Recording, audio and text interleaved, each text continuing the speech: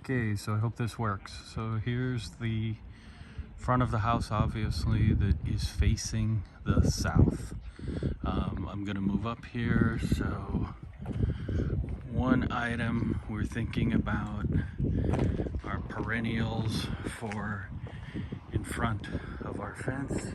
Right here, this gets the sun for most of the day.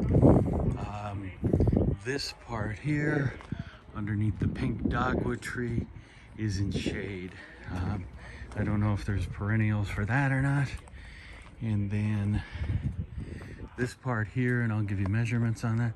This part here is also in the shade under the tree. You can see along the side of our fence here, we have coreopsis, and they do well, obviously, but they don't do well here under the shade of the tree. The other thing I'll show you while I'm here is there's this area between the fence and the house. I always thought I'd love to maybe put roses there or something like that. Don't know if I can afford this.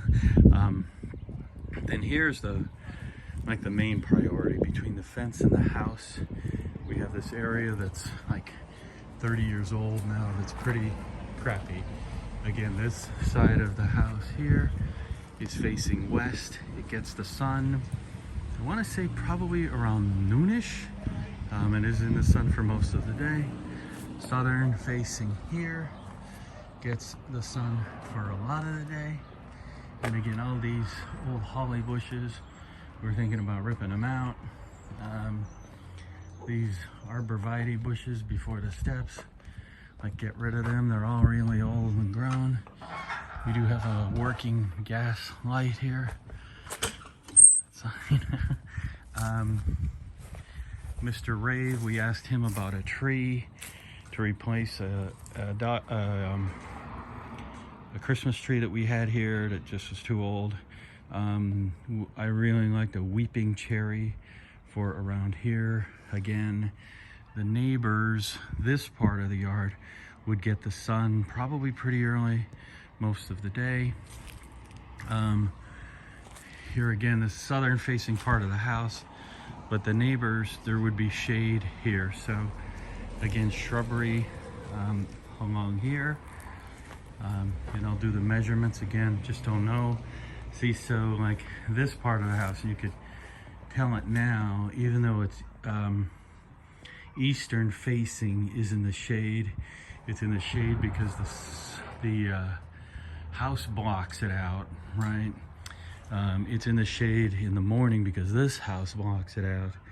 And I'll put it in the notes. There used to be a plum tree here that kind of went up the house, which is about, I'd say about 30 feet. We want to put another tree here. Mr. Rave made a recommendation, and I'll put it in the notes.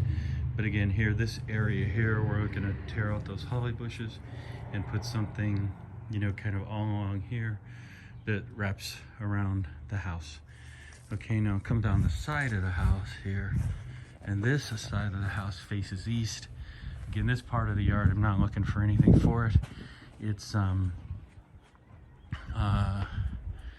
in the shade most of the day, other than when the sun in the southern sky is here just for kind of like a brief time. Again, we have coreopsis down this side of the fence, which seem to be doing good. One thing on the agenda is something possibly in front of our deck. This is northern facing.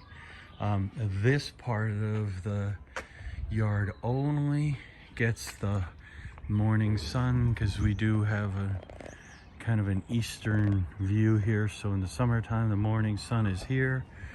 So this does get morning sun, but for the majority of the day, and it can get really hot here in the morning in the summertime, majority of the day it is in the shade. Now the backyard though, where the pool is, just kind of like a couple feet away, this is sun all the time in the summer, even though the house is northern facing, and you can see it now where it's 6:18.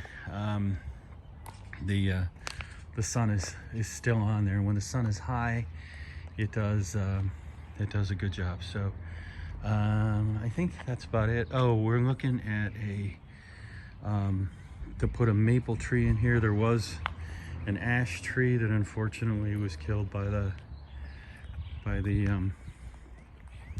I don't know, that bug, emerald ash borer. So my wife had said too, if you had any recommendations on flowers for the flower boxes that get like just a monster amount of sun, we do have a little garden here. Okay, thank you.